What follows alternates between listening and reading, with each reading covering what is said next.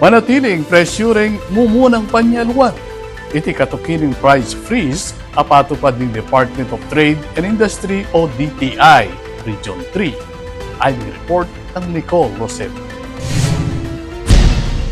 Ipatupad nening Department of Trade and Industry o DTI Region 3 ing automatikong price freeze kareng manimunang panyaluan kareng lugal king Central Luzon ami pailalim king state of calamity asang kandareng tuki-tuking bagyo at tanging abagat. Sakloing price freeze reng tuki-tuki. Lalawigan ning Pampanga, lalawigan ning Bataan, reng balen ning Kalumpit, Paumbong, Balatas at May Kawayan City king Bulacan, reng balen ning Paniki at Moncada king Tarlac. Agpang king Republic Act No. 7581 o Price Act, manatiling makapako ing presyo ning basic necessity king salukuyang alaga kilub ning 60 days puwera namunong marano ning ilako ing price freeze.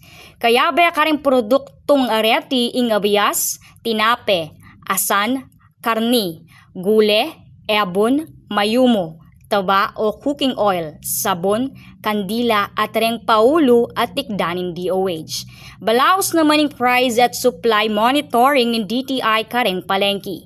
Babalaning ahensya ninumang salang sangketi malyari ang mamayarang 5,000 pesos a penalty hanggang 1 million pesos o pangasukol hanggang 10 banwa.